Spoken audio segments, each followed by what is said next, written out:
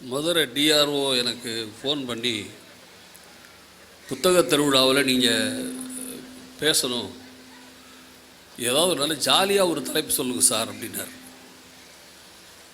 நான் என்ன சார் ஜாலியாக தலைப்பு புத்தக திருவிழாவுக்கு கேட்குறீங்களே அப்படின்னேன். ஆமாம் சார், ஒரு ஜாலியாக ஒரு தலைப்பு சொல்லுங்களேன் அப்படின்னார். நான் உடனே ஜில்லனை உள்ளமே துள்ளாதா அப்படின்னு தலைப்பு கொடுத்துட்டேன். பொதுவாக புள்ள பெற்றுட்டு தான் பேர் வைப்பாங்க. நான் இப்போ பேர் வச்சுட்டு புள்ள பெக்க வேண்டிய அவசியத்துக்கு வந்து சேர்ந்தேன். நீங்கள் மனுஷனை பற்றி மிக அற்புதமான படைப்புகள் உறுதி பேசினார். நீங்கள் கவிதைங்கிறது எங்கே இருக்குதுன்னு நீங்கள் தேடுங்களேன், உங்களை சுற்றி கூட கவிதை இருக்குது சார். இந்த பாருங்களேன், வா பங்கு பருகலாம் நுங்கு அப்படின்னு தெரிஞ்சிருக்காருல்ல. நீங்கள் எல்லா மனிதனுக்குள்ளும் ஏதோ ஒன்று ஏஞ்சிக்கிட்டே இருக்குல்ல, யோசிச்சு பாருங்கள். நான் சொல்கிறத எனக்கு இந்த உள்ளமே ஜில்லுன துள்ளாதாங்கிற தலைப்பில் புத்தக திருவிழாவில் பேசுகிற ஒரு நல்ல சந்தர்ப்பம் இது. இந்த நிகழ்வுக்கு தலைமையேற்றிருக்கிற மரியாதைக்குரிய மதுரை அரசு மருத்துவக் கல்லூரி முதல்வர் மருத்துவர் அம்மா செல்வராணி அவர்களுக்கும், என் பாசமிகுந்த நண்பர் தமிழின் மிக முக்கியமான எழுத்தாளுமை கவிஞர் திரு மனுஷயபுத்திரன் அவர்களுக்கும், நன்றியுரை சொல்லியிருக்கிற கேப்டன் எஸ் சரவணன் அவர்களுக்கும், எதிரே அமர்ந்திருக்கிற என் அருமை குழந்தைகளுக்கெல்லாம் என்னுடைய அன்பை பணிவை வணக்கத்தை முதலில் நான் சொல்லிக்கொள்கிறேன். எனக்கு இப்போது தமிழக அரசு பற்றி மனுஷயபுத்திரன் எடுத்த உடனே சொன்னார். ரொம்ப எளிமையாக இப்படி சொல்கிறது உண்டு. நான் வழக்கமாக கிட்டத்தட்ட தமிழ்நாட்டில் 38 மாவட்டம் இருக்குது. ஒரு மாவட்டத்தில் ஒரு குறைந்தது 10 நாள் புத்தக திருவிழா நடக்குது. 38 மாவட்டம் 10 நாள் அப்படி கணக்கு போட்டிங்கன்னா 380 நாள் புத்தக திருவிழா நடக்குது தமிழ்நாட்டில். வருஷத்துக்கு 365 நாள் தான். அப்போ என்ன சார் அர்த்தம்? தமிழ்நாட்டில் மட்டும்தான் வருடத்தின் எல்லா நாட்களும் எங்காவது ஒரு இடத்தில் புத்தக திருவிழா நடக்குதுங்கிறதை மறந்துடக்கூடாது. புத்தக திருவிழா அப்படிங்கிறத நான் எப்படி பார்க்குறேன் அப்படின்னா, ஒரு அறிவு பரவலாக நீங்கள் பார்க்கலாம். எந்த மன்னர்கள் ஆட்சிக்கு வந்தால் என்ன செய்வான்? நீங்கள் வரலாற்றில் படிச்சிருப்பீங்க. இந்த மன்னர் ஆட்சிக்கு வந்தார், அவன் என்ன செய்வான்? போய் ஜெயித்த மன்னருடைய நூலகங்கள் எல்லாம் தீயிட்டு கொளுத்துவான். பாபிலோனில் அப்படி தான் அழிச்சாங்க நூலகத்தை. சிங்களர் தமிழருக்கான போராட்டத்தில் சிங்களர்கள் தமிழர்களின் நூலகத்தை யாழ்ப்பாணத்தில் கொளுத்தினான். நான் வேறு எது பேச போகிறேன், பயப்படாதீங்க.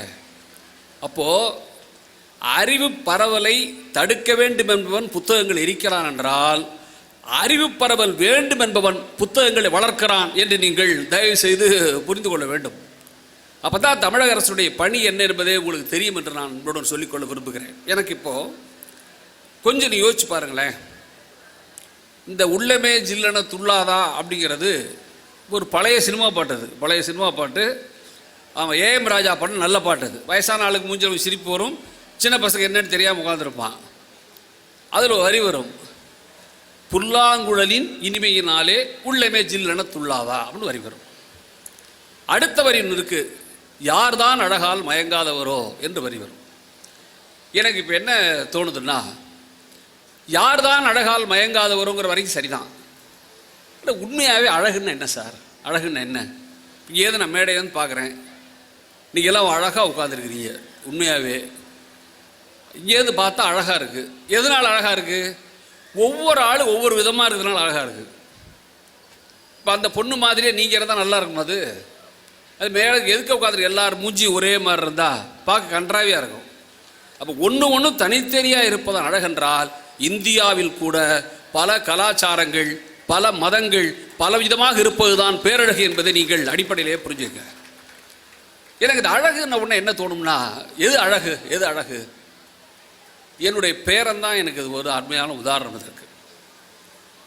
எனக்கு ஒரு முறை கல்வித்துறையில் ஒரு சர்வே எடுத்தாங்க. ஒரு பெரிய கல்வியாளர், பேர் சொல்ல வேண்டாம், என்ன சர்வே எடுத்தாருன்னா, சின்ன சின்ன குழந்தைகளெல்லாம் நிறுத்தி, எல்லாம் 3ஆவது நாளாக படிக்கிற பேர் நல்லா கவனிச்சுங்க, நிறுத்தி உங்களால் எந்த டீச்சராக ரொம்ப பிடிக்கும்னு கேட்டாங்க. ஒரு 8 பேரை கேட்டதில் 6 பசங்க எங்களுக்கு அழகாக இருக்கிற டீச்சரை பிடிக்கும்ட்டாங்க. எங்களுக்கு அழகாக இருக்கிற டீச்சரை பிடிக்கும்னு ஒன்று. இப்போ கேட்டவன் கிறுகிறுத்து போச்சு தலைப்பவனுக்கு.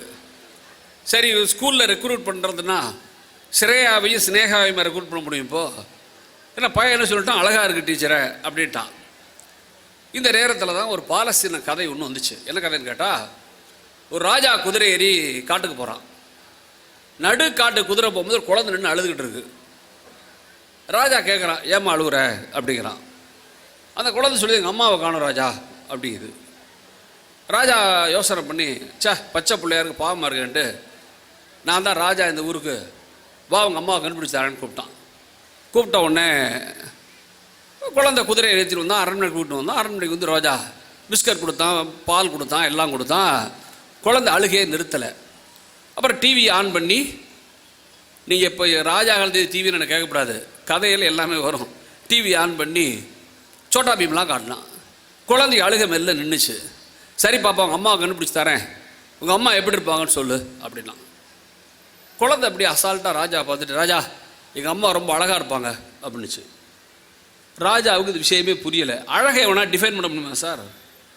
அழகை உங்களால் டிஃபைன் பண்ணவே முடியாது. அதனால தான் உமர் கய்யாமுடைய கவிதையில், சலீம்கிட்ட பேசுகிற கவிதையில், என்னடா இவ்வளோ போய் இவ்வளோ காதலிக்கிறேன் எப்போ பார்த்தாலும், ஆமாம் ஒரு சரியான கருப்பி அவ்வளோ போய் காதலிக்கிறேன்பா. லைலாவை மஜ்னு சொன்னதான பதில் எழுத ஒரு முறையாம், தந்தையே மஜ்னுவின் அழகை தரிசிக்க வேண்டுமென்றால், லைலாவின் அழகை தரிசிக்க வேண்டுமென்றால் உனக்கு மஜ்னுவின் கண்கள் வேண்டும் என்றது கவிதையை குறிப்பான்.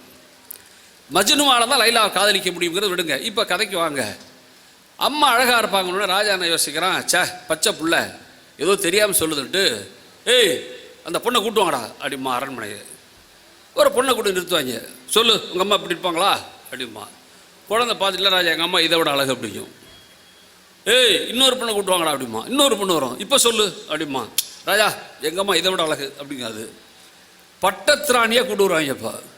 இப்போ ஃப்ரெண்ட் ஆகிடும் குழந்தை ராஜாவுக்கு. அசால்ட்டா இவங்க அம்மா இப்படி இருப்பாங்களா அப்படிமா.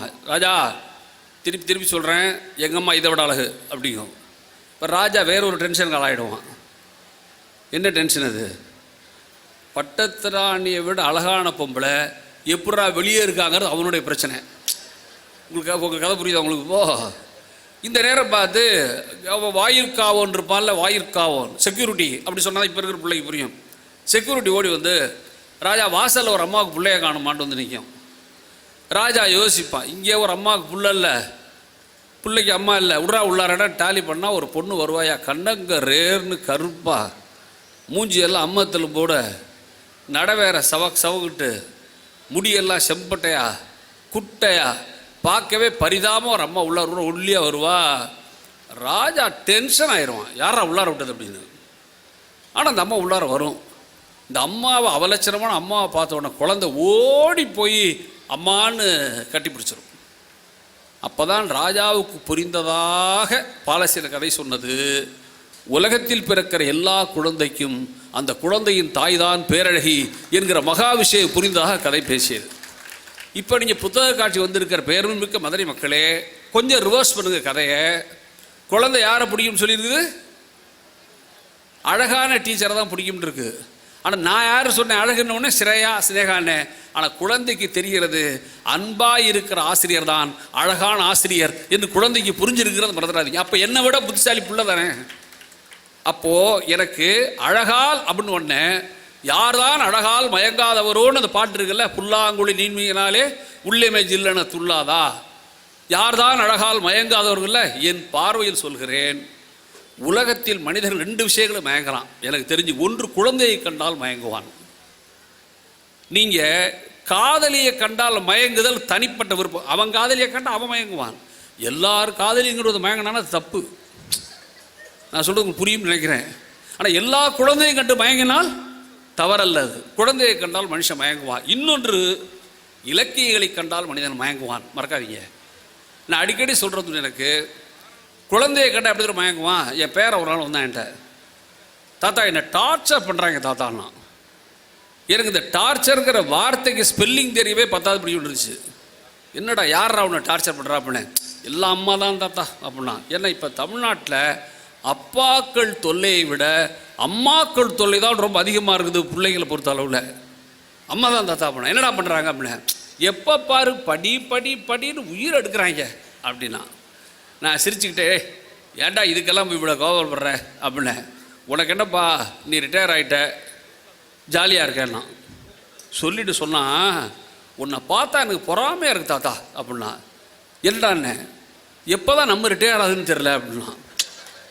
எனக்கு இளைய நீ உனக்குன்னு கல்யாணம் ஆகலை, படிக்கலை, வேலைக்கு போகல, என்னடா இப்போ ரிட்டையர்மெண்ட் பற்றி பேசுகிறேன்னு. அவன் என்ன செஞ்சான்ட்ட, சரி விடு அப்படின்ட்டு. இங்கே இருக்கிற அத்தனை பேர் சொல்கிறேன், இந்த புத்தக கண்காட்சி இவ்வளோ ஆயிரக்கணக்கான லட்சக்கணக்கான புத்தகம் வச்சுருக்காங்கல்ல, நீங்கள் குழந்தைய கூட்டிகிட்டு வந்துருங்க. ஏன் தெரியுமா குழந்தைய கூட்ட வாங்குறியா வாங்கலை அதெல்லாம் வேறு விஷயம். நீங்கள் ஒரு முறை குழந்தைய கூட்டு வந்தால் பள்ளிக்கூடத்தில் 5 புத்தகத்தை பார்த்து பயப்படுற பையன் 1,00,000 புத்தகத்தை பார்த்துட்டான்னா ரிலீஃப் ஆகிடுவான். டேய் இவ்வளோ புத்தகம் வச்சுருக்காங்களா, நல்ல பள்ளிக்கூடம் நம்ம 5 தான் படிக்க சொல்கிறாங்க, பிள்ளைங்க சந்தோஷமாகறாங்க. மறக்காதீங்க தயவு செய்து. விளையாட்டு நான் சொல்ல, நிஜமாகவே சொல்கிறேன். இவ்வளோ புத்தகம் எழுதி வச்சுருக்காங்களா, அப்பா நம்ம ஸ்கூல் நல்ல ஸ்கூல்ரா, வாத்தியார் 3 தான் படிக்க சொல்கிறாரு, இப்படி சந்தோஷமாக இருப்பான்ல. நீங்கள் பிள்ளைகள்கிட்ட பேசுறது இருக்குல்ல, அது பெரும் அழகு.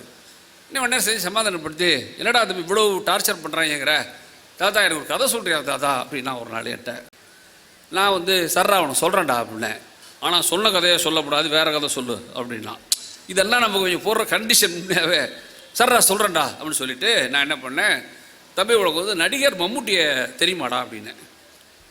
தெரியுமே, படம் பார்த்துருக்கனே அப்படின்னா. அவரை பற்றி ஒரு கதை சொல்லிட்டு உனக்கு அப்படின்னேன். சொல்லு அப்படின்னா. நான் நடிகர் மம்முட்டி ஒரு புத்தகத்தில் எழுதியிருக்கிறார், நீங்கள் வாய்ப்பு இருந்தால் படிக்கலாம் அதை.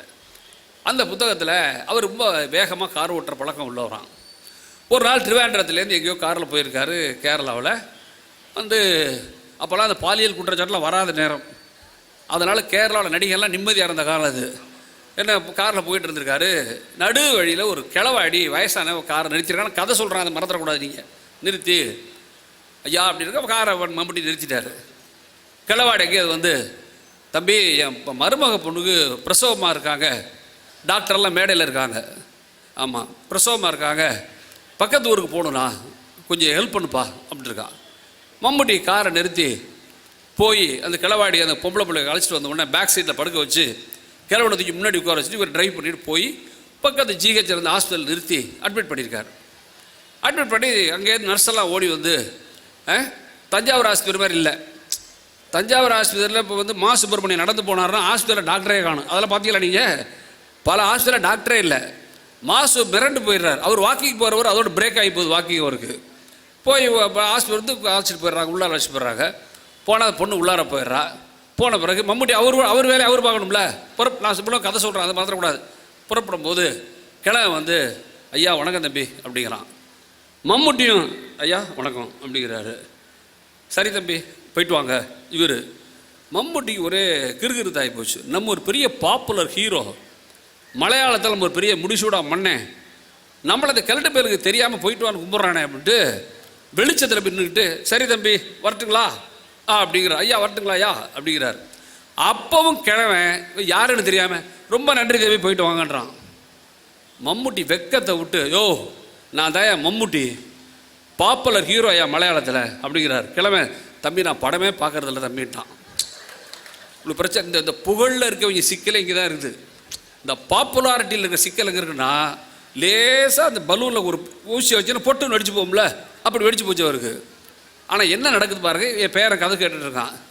என்ன செய்கிறார், இந்த பெரிய ஒரு பாப்புலர் ஹீரோன்னு ஒன்று ஒரு 2 ரூபா நோட்டு, அந்த காலம் 2 ரூபா நோட்டு எடுத்து மம்முட்டியை கொடுத்து தம்பி இதை வச்சுக்க அப்படிங்கிறார்.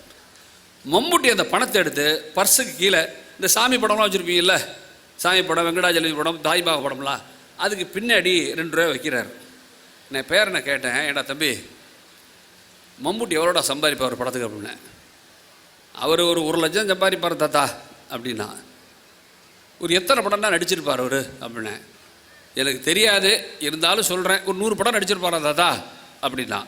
இப்போ அந்த ஆள்கிட்ட 100 லட்சம் பணம் இருக்குல்லடா தம்பி, ஏன்டா வெறும் 2 ரூபாயை போய் பர்ஸில் பத்திரமா வச்சார் அப்படின்னு.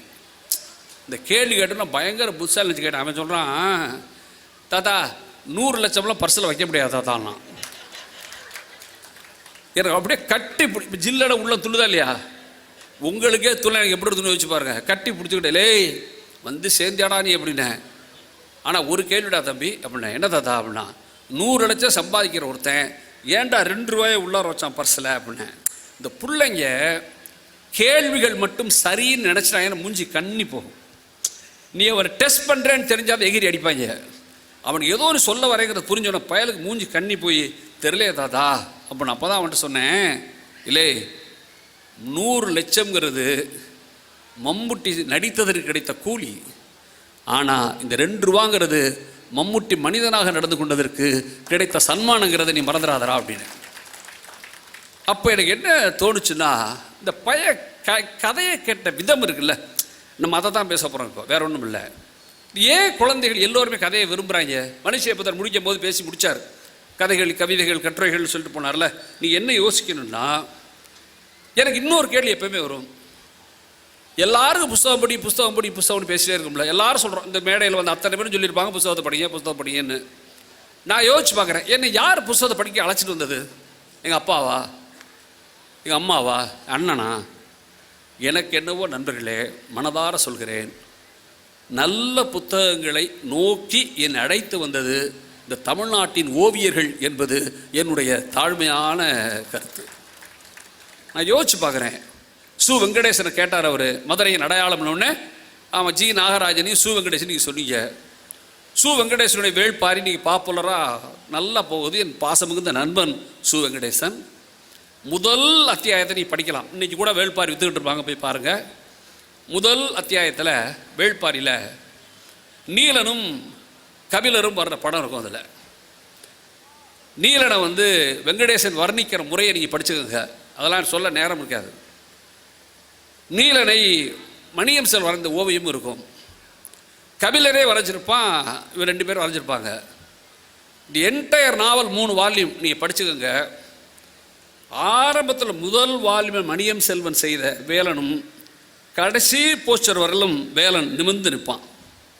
முதல் அத்தியாயத்தில் கேள்வி வரும்.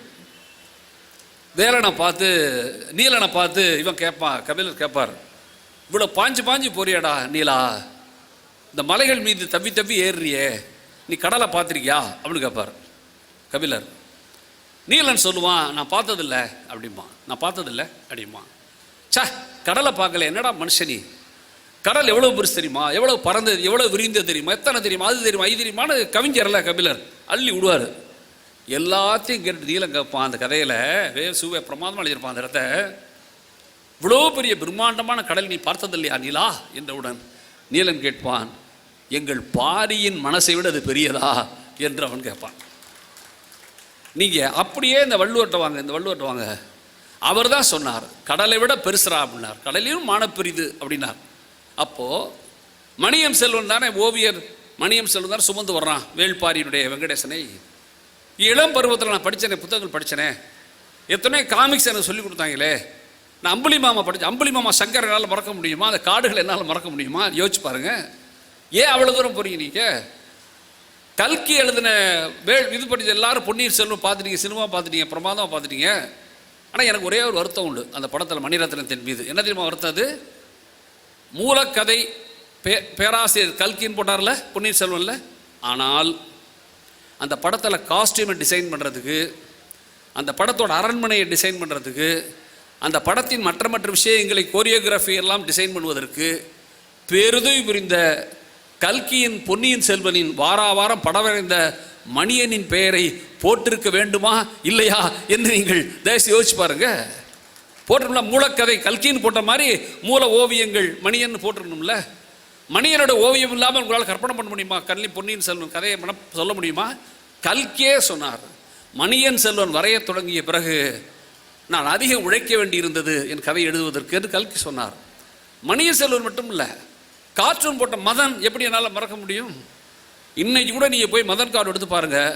சிறுப்பு திருடன் சிங்காரவேலுன்னு ஒரு கேரக்டர் போட்டிருப்பார். முன்ஜாக்கிரதை முத்தான்னு ஒரு கேரக்டர் வரும். இந்த கேரக்டர்லாம் கிட்டத்தட்ட வடிவேல் சொல்லுவான் பாருங்க, ரேஷன் கார்டில் பேர் சேர்ந்துருச்சுன்னு, அந்த மாதிரி கேரக்டர் மாதம் உருவாக்கி கட்டினார்ல. வாஷிங்டனில் திருமணம்னு சாவி ஒரு தொடர் எழுதினார், சின்னோண்டு புத்தகம். அது கதையை இப்போ படிச்சிங்கன்னா கூட கொஞ்சம் போர் கூட அடிக்கும் உங்களுக்கு. அது இப்போ இருக்கிற தன்மைக்கு அந்த கதை கொஞ்சம் போர் அடிக்கும். ஆனால் வாஷிங்டனில் திருமணத்திற்கு கோபுல் வரைஞ்ச படம் இருக்குல்ல, உங்களால் மறக்கவே முடியாது. நாளைக்கு நான் சொன்னேன்னு பாருங்கள், அமெரிக்காவுக்கு போயிடுவாங்க இங்கேருந்து ஒரு குடும்பம், அங்கே போய் கல்யாணத்துக்கு அரேஞ்ச் பண்ணுவாங்க. அப்போது அப்பளம் போடுறதுலேருந்து ஆரம்பித்து எல்லாம் அந்த மாமிகள்லாம் செஞ்சுக்கிட்டு இருக்கோம். அப்பளம் போடுற மாமி, துணி துவைக்கிற மாமா, எல்லோரும் செஞ்சுக்கிட்டு இருப்பாங்க. அமெரிக்காக்காரன் ஃபுல்லாக கேமரா வச்சுட்டு ஃபோட்டோ எடுத்துகிட்டு இருப்பான்ல, அதை வரைஞ்சிருப்பார் கோபுலு. 30 வேறு அந்த கதையில் சொல்லப்பட்டால் 30 மூஞ்சியை சின்ன சின்ன கோடுகளால் கோகுல் வரைந்த படம் அந்த கதை என்பதை நீங்கள் மறந்துட முடியாது. ஓவியர் ஒன்றும் சாதாரணமானவர் அல்ல. ஏன் சொல்கிறேன்னா, ஒரு பக்கம் நான் குழந்தைய சொன்னேன், ஒரு பக்கம் பேரழகா ஓவியத்தை சொல்கிறேன்ல, இது ரெண்டையும் பாரதி நினைச்சான். முந்தானே தான் செத்து போனார பாரதி 11. பாரதி என்ன சொன்னான், பெண் குழந்தையை பார்த்து விட்டு பாரதி சொன்ன வார்த்தை என்ன, பேசும் பொற்சித்திரமே அப்படின்னா. நீங்கள் நல்லா கவனிங்க, ஒரு பெண் குழந்தையை பார்த்து சொன்ன வார்த்தை அது. சித்திரமே ரொம்ப அழகு, நான் சொல்லிட்டேன் அதை. அதுவும் பொன்னால் செய்திருந்தால் அந்த சித்திரம் இன்னும் பேரழகு. அது பேசினா என்ன அழகுன்னு பாரதி பேசுகிறான். எனக்கு இந்த ஓவிய வரலாற்றில் ஓவியர் ஆதிமூலம் ஒரு தனித்த இடத்துல உட்கார்ந்தார். என்னுடைய புத்தகம் ஊர் வரலாறு ஆனந்தவுடன் சால் விற்பாங்கன்னு நினைக்கிறேன், முடிஞ்சால் வாங்கி படிச்சுக்குங்க. அதில் ஓவியர் ஆதிமூலம் பற்றி என்னுடைய கட்டுரை ஒன்று இருக்குது. கோடுகளின் ஆதியும் வண்ணங்களின் மூலமும் என்று நான் தலைப்பு வச்சிருக்கிறேன். ஆதிமூலத்தில் வச்ச தலைப்பு என்ன, கோடுகளின் ஆதியும் வண்ணங்களின் மூலமும் என்று நான் தலைப்பு வச்சிருப்பேன். ஆதி மூலம்தான் தமிழில் புத்தகங்களுக்குள்ள இப்போ காட்டினார் பாருங்கள், மனுஷபுத்திரன், கு அழகிரிசாமி கதையில் இருந்த அட்டப்பட ஓவியம்லாம் இருக்குல்ல, இந்த மாதிரி நவீன ஓவியங்களை கொண்டு வந்து புத்தகங்களுக்கும் பத்திரிகை தந்தவன் ஆதி மூலம். கைத்தட்டுங்க, கைத்தட்டுங்க. நான் விளையாட்டு கைத்தட்டு சொல்லலை. இந்த மதுரையில் தான் காந்தியினுடைய போஸ்டர்ஸ் 100 விதமான உருவங்களை வரைஞ்சி எக்ஸிபிஷன் வச்சார். காந்தியின் நூற்றாண்டு இந்தியாவில் கொண்டாடப்பட்ட போது பெருமையோடு தமிழன் சொல்லிக் கொள்ளலாம். காந்தி கொண்டாடியதும் தமிழர்களை மறக்காதீங்க. நான் அதிகம் நேசிக்கும் மக்கள் தமிழர்கள் என்று காந்தி மிக தெளிவாக எழுதினார்.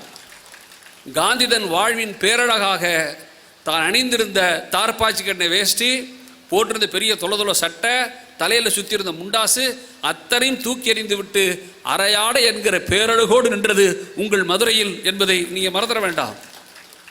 அந்த காந்தியினுடைய 100 ஓவியங்களை ஆதிமூலம் வரைகிறார் சார், சின்ன சின்ன படங்களா.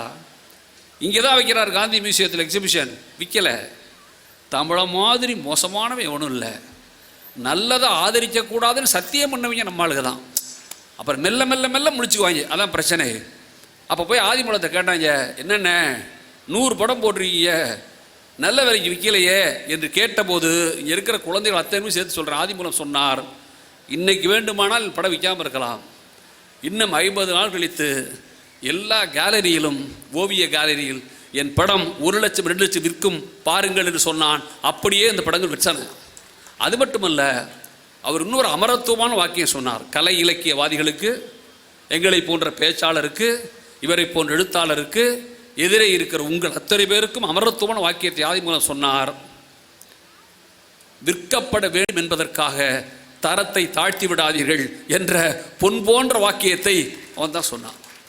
அவனை போய் கேட்டாங்க, என்ன இவ்வளவு பெருமிதமாக இருக்கீங்க, இல்லை தலை தோளில் நிற்கவே மாட்டேங்குத, நீ என்ன அவ்வளோ பெரிய ஆளா என்று கேட்டது. ஆதிமூலம் சொன்ன பதில் என்ன தெரியுமா, உங்கள் நாட்டின் சூப்பர் ஸ்டாரை விட நான் கூடுதலாக சம்பாதிக்கிறேன் அப்படின்னா. ஏன்னா நம்ம ஊரில் சம்பாதத்தை வச்சு எல்லாத்தையும் முடிவு பண்ணுவாங்க. சார் நீங்கள் பேச போகிறீங்களா, ஆமாம், எவ்வளோ ஃபீஸ் வாங்குறீங்க, நான் காசே கேட்குறேன்னு சொல்லி பாருங்கள், ஐயோ பாவம் அப்படிம்பான். காசு நீ அதே நேரத்தில் காசு கூட வாங்குற பேச்சாளர் உளறிக்கிட்டு இருப்பான், அவனுக்கு கட்டை கண்டுபிடிச்சிட்டு இருப்பான், விட்டுதல் அதெல்லாம் பேச வேண்டாம். இப்போ நம்ம அதை கேட்டாங்க, அவரை போய் ஆதிமூலத்தை கேட்டாங்க, அது எப்படி சார் நீங்கள் சூப்பர் ஸ்டாரோட கூட சம்பாதிக்கிறீங்க? அவர் சொன்ன பதில் என்ன தெரியுமா, ஒரு வெள்ளைத்தாளில் ஒரு கோடு வரைந்து நான் கையை எடுத்தால் அந்த தாள் வானமாகவும் பூமியாகவும் மாறிவிடும், வானமும் பூமியாக மாறிவிடும். நான் ஒரு சிறந்த ஓவியம் வரைவதற்கு 10 நிமிடங்கள் எடுத்துக்கொள்கிறேன், எனக்கு அது 2 லட்சம் ரூபாய் பணம் கிடைக்கிறது. உங்கள் நாட்டில் எந்த சூப்பர் ஸ்டாராலும் 10 நிமிடங்களில் 2 லட்சம் சம்பாதிக்க முடியாது என்று தைரியமாக பேசிய ஓவியர் ஆதிமூலம் தான் தமிழில் கொண்டு வந்து சேர்க்குறான். ஓவியர் ஆதிமூலம் பளீர் என்று வெளிப்பட்டது கி ராஜாவினுடைய கதைகளில் தான். நீங்கள் நாளைக்கு போய் வாங்க புத்தகத்தை, கோபல்லபுரத்து மக்கள், கரிசல் காட்டு கடுதாசி மாதிரி புத்தகங்களில் ஒரு பக்கத்தில் கதை இருக்கும், கீரா கதை, அந்த பக்கத்தில் அவன் படம் இருக்கும். ஆதிமூலம் படம் பற்றி கீரா சொன்னது அற்புதமான வாக்கை. அவர் படம் போட்டு ஜமாய்க்கிறார், நான் கதையை எழுதி ஜமாய்க்கிறேன் என்று அவர் சொன்னார். ஜெயகாந்தனோட படம் ஒன்று வரைஞ்சார் ஒரு முறை ஆதிமூலம். ஜேகேவோட படத்தை அப்படி மீசை வச்சு அந்த முடியெல்லாம் அப்படி தொங்குற மாதிரி போட்டு நீளமான சட்டையை போட்டு இப்படி கன்னத்தில் ஜெயகாந்தன் கையை வச்சுட்டு உட்காந்துருப்பார். அப்படி ஒரு ஓவியம் இருக்குது ஆதிமூலம் வரைஞ்சி ஓவியம், எடுத்து பாருங்கள். இப்போ ஜெயகாந்தன் இந்த ஓவியத்தை காட்டி அண்ணே ஆதிபுரம் உங்களை பற்றி இப்படி ஒரு படம் வரைஞ்சிருக்காரு, நீ என்ன நினைக்கிறீங்க? ஜெயகாந்தன் சொன்ன பதில் தெரியுமா? அந்த கையை எனக்கு எடுக்கவே தோன்றவில்லை என்று ஜெயகாந்தன் பதில் சொன்னார். நீங்கள் கீராவோட ஓவியம் சாதாரண ஓவியம் இல்லை, குழந்தைகளுக்கு சொல்கிறேன்லாம். நீங்களாம் டாக்டரு. இந்த நாட்டு சமஸ்தான மன்னர்களை பற்றி ஓவியம் வரைஞ்சார் ஆதிபூலம். சமஸ்தான மன்னர்களை வரையும் போது பார்த்தீங்கன்னா அப்படியே அந்த உடையெல்லாம் ஜிலு ஜிலு ஜிலுன்னு இருக்கும். அவர் போட்டிருக்க கிரீடமெல்லாம் அப்படி ஜொலிக்கும். ஆமாம், அவன் போட்டிருக்க ஷர்வானியில் அப்படியே பட்டு மின்னும், செருப்பு ஜிலிக்கும். ஆனால் மூஞ்சியை மட்டும் கருப்படிச்சு விட்டார். முகம் மட்டும் அந்த படத்துலலாம் கருப்பாக இருக்கும். ஜமீன்தார்கள், சமஸ்தான மன்னர்களில் ஒருத்தர் போய் கேட்டான் ஆதிமூலத்தை, நீ நினச்சிக்கிட்டு இருக்கீங்கல்ல எழுத்தாளர்கள் தான் பெரிய கிங்குன்னு, ஓவியனுடைய பதிலை பாருங்கள், என்ன இப்படி அடிச்சு விட்ருக்கீங்க? சொன்ன பதில், என்ன உனக்கு பிரச்சனை இப்போ அப்படின்னார். என்னடா அப்படியே உடையெல்லாம் ஜொலிக்குது, கிரீடம் மினுமினுக்குது, செருப்பு கூட டாப்பாக இருக்குது, மூஞ்சி என்ன கருப்பிடிச்சு விட்டீங்க? நான் சொன்னார், அப்போது உடை ஜிலு ஜிலுப்பாக இருக்குது, செருப்பு சூப்பராக இருக்குது, கிரீடம் டாப்பாக இருக்குன்னா அந்த மன்னர்கள் கப்பம் கட்டி வற்ற வளத்தால் செய்தது. ஆனால் ஒரு நாட்டு விடுதலை போரில் தன்னை இழந்து வெறும் ஜொலிப்பவர்கள் தங்கள் சொந்த முகங்களை இழந்து விடுகிறார்கள் என்று ஆதிபூலம் அத்தனை பேருக்கு பதில் சொன்னான்.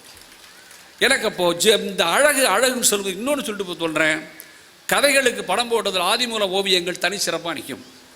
நான் ஒரு கதை சொல்கிறேன் உங்களுக்கு, என் பேரன்னு சொன்ன மாதிரி சொல்கிறேன் உங்களுக்கு. கீரா ஒரு தோற்பதுன்னு கதை எழுதியிருக்கார்.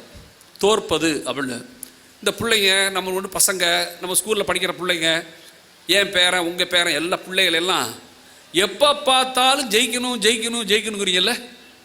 பரிச்சை வச்சா ஜெயிக்கணும், நீச்சல் போட்டிக்கு போனால் ஜெயிக்கணும், ஓடுனா ஜெயிக்கணும், நடந்தா ஜெயிக்கணும், உட்காந்தா ஜெயிக்கணும். பிள்ளையே ஜெயிக்கிறதுக்கு பிறந்து நினச்சிக்கிட்டு இருக்கோம்ல. இந்த கதையை கேளுங்க.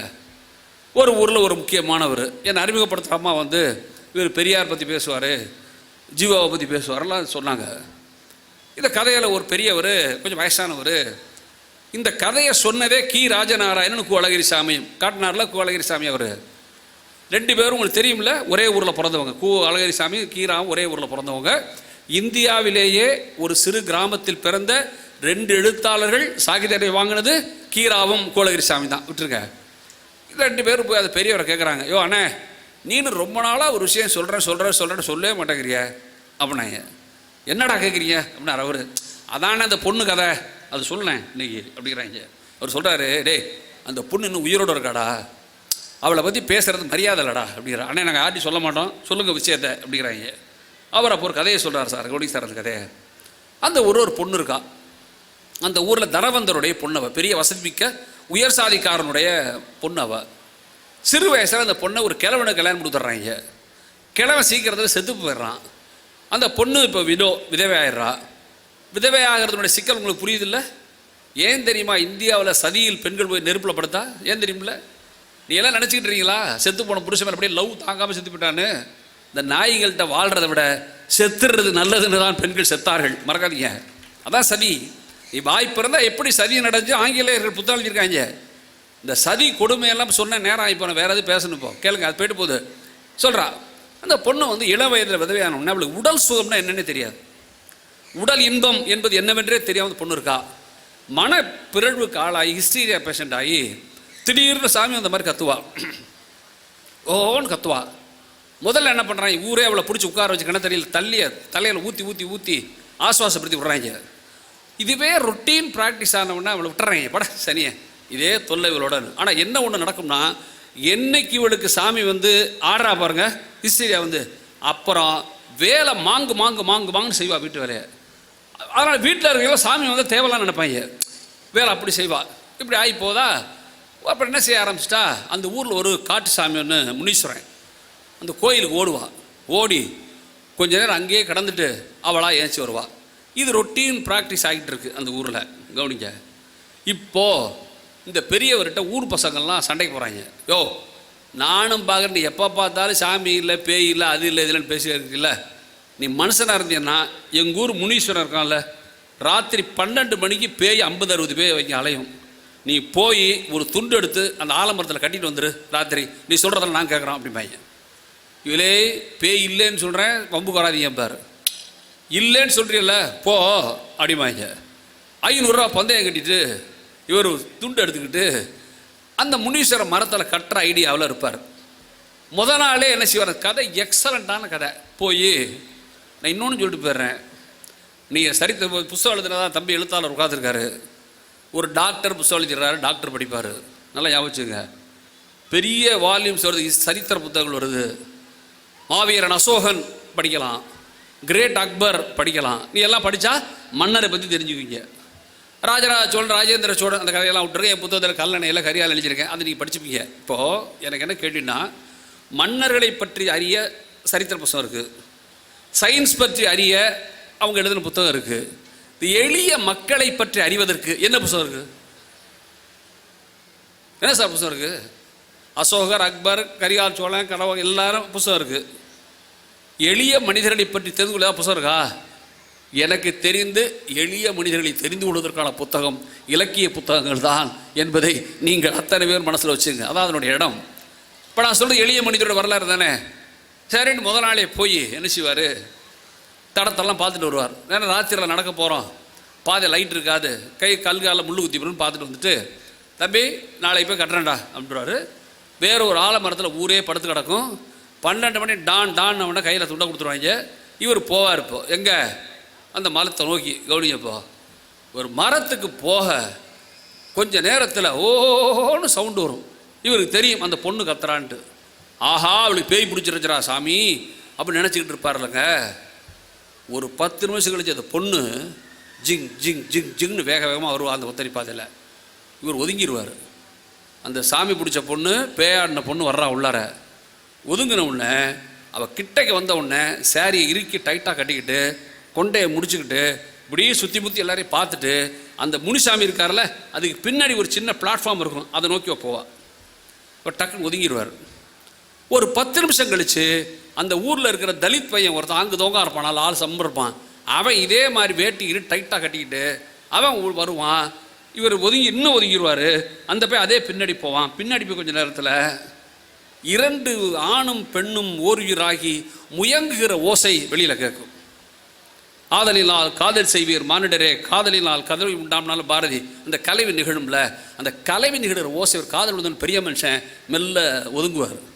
2 பேரும் கூடி சந்தோஷமாக இருந்துட்டு நேரம் கழிச்ச உடனே டக்குன்னு ஏந்திரிப்பாங்க. முதல்ல அந்த பொண்ணு விறுவிறுன்னு போவா, பின்னாடி இந்த பையன் போவான். இவர் யோசிப்பார், இந்த முற்போக்காளர் இப்போ இந்த மரத்தில் துண்டை கட்டுறதா வேண்டாமா அப்படின்னு. இப்போ மரத்தில் துண்டை கட்டிட்டாருன்னா பேய் இல்லைன்னா போவோமா? பேய் இல்லைன்னா ஊர்க்காரன் ஃபுல்லாக உள்ளார வருவானா? இந்த ஊர்க்காரன் ஃபுல்லாக உள்ளே வந்த ஜீவன் எங்கே போய் ஒதுங்க ரெண்டும்? அப்போது குறைந்தபட்சம் இந்த ஆணும் பெண்ணும் கூடுவதற்கான இடத்த நமக்கு எடுத்த பாவம் நமக்கு வேண்டாம்னு நினச்சி என்ன செய்வார், துண்டை எடுத்துகிட்டு போய் எழுந்திரிக்கடாப்பா அப்படிப்பார். என்னண்ணே கட்டிட்டியா துண்டை அப்படிமாங்க. சொல்லுவார், இலே நீங்கள் கூட 50 பேய் இருக்குன்னு நினச்சிக்கிட்டு இருந்தீங்கடா, நான் கண்ணால் 100 120 பேயை பார்த்தேன்டா, அது போட்ட ஆட்டம் தாங்க முடியலடா, டே எவனங்க போயிடாதீங்கடா அப்படிம்பாரு. சொன்ன உடனே அவங்க தோத்தியெல்லாம் 500 கொடுப்பாங்க, மரியாதையாக கொடுத்துருவார். இப்போ எனக்கு சொல்லுங்கள், தோற்றது அவனா நாமா? யார் தோத்தா? வாழ்க்கையில் தோல்வி என்பது தோல்வி அல்ல, பல நேரங்களில் தோற்கிற மனது வெற்றிக்கு சமம் என்பதை நீங்கள் தேசம் புரிஞ்சுக்கோங்க. எனக்கு இப்போ என்னன்னா இதுதான் ஆன்மீகம். அடுத்த 2 ஜீவன்களுக்காக தான் தோற்பதின் பெயர் தான் ஆன்மீகம். மகாவிஷ்ணு சொல்வது ஆன்மீகம் அல்ல. உங்களுக்கு நான் சொல்கிறது புரியும் நினைக்கிறேன். நான் ஒன்றும் அவருக்கு எதிராலாம் பேசலாம் அப்படி நினச்சிக்காதீங்க. எனக்கு ஒரு பெரும் காமெடி இருக்குது இந்த மகாவிஷ்ணு விஷயத்தில். நம்ம மரபில் பிரம்மா படைப்பார், மகாவிஷ்ணு காப்பார். நம்ம ஊரில் தான் மகாவிஷ்ணு அழிக்கிற வேலையை பண்ணுறார். எனக்கு தெரிஞ்சது சொல்கிறேன். அப்போது கீராவோட இந்த கதை உங்களுக்கு புரிஞ்சிருச்சா? அப்போது தோற்பது கதை புரிஞ்சிருச்சா? நான் என் பேரன்ட்ட ஒரு நாள் இந்த குழந்தைகள் தானே என் பேரழகு என்பது என் பார்வையில் குழந்தைகள் தானே, எனக்கு என் பேரனை ஒரு நாள் டெஸ்ட் பண்ண நான் விரும்பினேன். தாதா கதை சொல்லு தாதா அப்படின்னு நான் என்கிட்ட சொல்கிறேன்டா அப்படின்ட்டு தி ராஜநாராயண ஜானகிராமனோட கதை ஒன்று சொன்னேன். நான் ஏன் இப்படி பேரெல்லாம் சொல்லிடுறதுன்னா, நான் இப்போ டக்குன்னு விரும்பினீங்கன்னா போய் வாங்கிட்டு வந்துடலாம். இப்போ புத்தகத்தை ஒரு கதை இருக்குது, தி ஜானகிராமனோட கதை. நான் என்னுடைய சேனலில் என்னுடைய யூடியூப்பில் அந்த கதை நான் சொன்ன கதை. அதனால தான் திருப்பி சொல்கிறேன். ஒரு ரயில்வே ஸ்டேஷனில், திருச்சி ரயில்வே ஸ்டேஷனில் ட்ரெயின் நிற்கிது. நல்லா கவனிக்க, குழந்தைகள் யார் என்று புரிந்துவதற்கு இதை விட எந்த சப்ஸ்டான்ஷியலான ப்ரூஃபே இல்லை. ஒரு ட்ரெயின் வந்து நிற்கிது. ட்ரெயினில் வந்து ஒரு அம்மாவும் ஒரு பொண்ணும் உட்காந்துருக்காங்க. ஒரு ஐயாவும் ஒரு பையனும் வர்றாங்க. இந்த பையன் ஏறும்போதே அப்பா கிட்ட, அப்பா சாத்துக்குடி வாங்கி கொடுப்பா அப்படிங்கிறான். இவர் சொல்கிறார், இருறா வாங்கி தரேன், ஏன்டா அவசரப்படுற அப்படிங்கிறாரு. அவன் சொல்கிறான், அப்பா கோயம்புத்தூரில் மாமா வாங்கி தரேன்னு சொன்னிச்சு, கடைசி வரைக்கும் வாங்கி தரவே இல்லை, மாமா ஏன்ப்பா இப்படி இருக்கு அப்படிங்கிறான். இந்த மாதிரி சந்தர்ப்பத்தில் உடனே செஞ்சுருவோம், அவர் கஞ்சா பயடா அப்படி தாண்டா இருப்பான்னு சொல்லுவோம்ல, அப்படி சொல்லிடாதீங்க. அப்படி சொன்னால் அதோட குழந்தை அந்த உறவை அறுத்துருவான். அது மாதிரி சொல்லப்படாது. சரி வாங்கி தரேன்னா வாங்கி தராரு. இந்த அம்மாவும் பொண்ணையும் பார்த்தா வித்தியாசம். அந்த அம்மா ரொம்ப பளபளப்பான பட்டு புடவை வைர நகையெல்லாம் போட்டிருக்கு. பக்கத்தில் புள்ள ஒரு சீட்டி பாவாடை கட்டிக்கிட்டு ஒல்லியா பரிதாபமா ஏழை மாதிரி கம்ப்ளீட்டாக இருக்கு. ஒரு புள்ள பாவமாக இருக்குது. யோசிக்கிறார் இவர், ரெண்டு டேலி ஆகல. இந்த அம்மா இருக்கிற பளபளப்புக்கு அந்த புள்ள இருக்கிற தன்மை ஒன்றும் சரியாக வரலையே அப்படின்னு நினச்சிக்கிட்டு பேச்சு கொடுப்பார். என்னம்மா எந்த ஊருக்கு போகிறீங்க அப்படிம்பார். அந்தம்மா சொல்லுவோம், நாங்கள் மயிலாடுதுறை போகிறோங்க அப்படிங்க. மயிலாடுதுறையா, எங்கே போறீங்க அப்படிம்பார். அது எங்கள் ஜட்ஜு ஒருத்தர் கல்கட்டாவில் இருக்கார், எங்கள் ஊர் ஜட்ஜு. அவர் வீட்டில் வேலை பார்க்குறது ஆள் இல்லைன்னு சொன்னார், அதனால் இந்த பிள்ளைய வேலைக்கு கூப்பிட்டு போகிறேன் அப்படிங்கும். யார், இந்த பச்சை பிள்ளையவா? என் பாப்பா உனக்கு என்னடா வேலை தெரியும் அப்படி மாதிரி ஒரு அந்த பொண்ணு அது வரைக்கும் சிரிக்காமல் உட்காந்துருந்த பிள்ளை என்ன வேலை தெரியும்னு ஒன்று, நான் தண்ணி இறப்பேன், மாவு அரைப்பேன், அப்புறம் குழந்தைய பார்த்துக்குவேன், பால் காய்ச்சுவேன், தோசை மாவு கரைப்பேன், தோசை ஊற்றுவேன், வரிசையாக 10 வேலை சொல்லுவாள். இந்த வேலையை சொல்ல சொல்ல சொல்ல இந்த ஆளுக்கு கண் அப்படியே கலங்கும். யார் பெற்ற பிள்ளையா இருந்தால் என்னையா, ஒரு பச்சை மண்ணு வீட்டு வேலை செஞ்சு செத்துச்சுன்னா அதை கேட்க காது வருமா ஒருத்தனுக்கு? இவர் அப்படியே மனசு கலங்கி போய், அடோ பாவமே இவ்வளவு வேலையாம்மா நீ செய்வ அப்படின்னு ஒரு பரிதாபப்படுவார். வண்டி புறப்பட்டுரும். வண்டி போய் இப்போ தஞ்சாவூரில் நிற்கும். இந்த பையன் கையில் சாத்துக்குடியோடு இருப்பான். அந்த பையன் அதை மறந்துடாது, கதை கிளைமேக்ஸே சாத்துக்குடி தான். நிற்பான். வண்டி தஞ்சாவூர் நின்னோடனே இவர் என்ன செய்வார், தம்பி ஏதாவது சாப்பிட்றியாடா அப்படிம்பார். சாப்பிட்றப்பா அப்படிமா. இவர், அம்மா இந்த பொண்ணை அனுப்பங்கம்மா, நான் டிஃபன் வாங்கி தரேன் அப்படிம்பார். அதில் வேணாங்க அப்படிம்பா. ஏம்மா இப்போ ஓம் பிள்ளை மாதிரி பேசுகிற, நீ வேலைக்கு தானே கூப்பிட்டு போகிற, விடுமா நான் சாப்பாடு வாங்கி தரேன். போய் தஞ்சாவூர் பஸ் ஸ்டேஷனில் இறங்கி அங்கே வந்து இந்த கேன்டீன் இருக்குல்ல, ரயில்வே கேன்டீன், அதில் உப்புமா வாங்கி கொடுப்பார். இன்றைக்கி அந்த உப்புமா தான் விற்றுட்ருக்காங்க, அதை விட்டுருங்க. பல ஸ்டேஷனில் எவனும் எதையுமே மாற்றலை, விட்டுருங்க. என்ன செய்வார், போய் உப்புமா வாங்குவார். ரொம்ப பிரமாதமான கதை. உப்புமா வாங்கும்போது உப்புமா சூடாக இருக்கும். இந்த குழந்தை என்ன பண்ணுவான், சின்ன பையன் ஒரு ஸ்பூன் எடுத்து டப்புன்னு வாயில் போட்டுருவான். போட்டால் வாய் வெந்துரும்ல, விளான்னு துடிப்பான். இவர் ஓடுவார் தண்ணி எடுக்கிறதுக்கு பைப்பில் பிடிக்க. அதுக்குள்ள அந்த பொண்ணு என்ன பண்ணுவா, ஜீனி இருக்குல்ல, அது ஒரு ஸ்பூன் எடுத்து வாயில் அப்படி டக்குன்னு போட்டுருவா.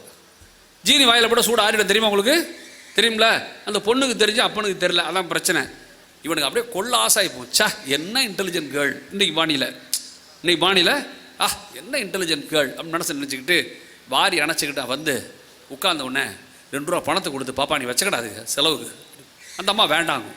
இப்படி போய் சார் கதை கொஞ்சம் நல்லாயிருக்கும். இப்போது கும்பகோணத்தில் இவங்க இறங்கணும். நல்லா புரிஞ்சுங்க, யார் இந்த அப்பாவும் மவனும் ஆரஞ்சு பழமும் கும்பகோணத்தில் இறங்கணும், சாத்துக்குடியும். இறங்கி அப்பாவும் பையனும் சாத்துக்குடியோட, தம்பி போயிட்டாங்கடா என்று கதையை நான் முடிச்சிட்டேன். நல்லா கவனிக்க இந்த கதையை. கும்பகோணம் ஸ்டேஷனில் வண்டி நின்றுச்சுரா, சாத்துக்குடி எடுத்துக்கிட்ட பையன் இறங்கினாண்ட அப்பாவோட, அப்பாவும் பையனும் போயிட்டாங்கடா இது பேரண்ட கதையை சொல்லி முடித்த உடனே என் பேரனை கேட்டான், தாத்தா அந்த அண்ணன் அந்த அக்காவுக்கு ஆரஞ்சு சாத்துக்குடியை கொடுக்கலையா தாத்தா அப்படின்னு கேட்டான். அந்த அண்ணன் அந்த அக்காவுக்கு சாத்துக்குடியை கொடுக்கலையான்னு கேட்டான் பாருங்க.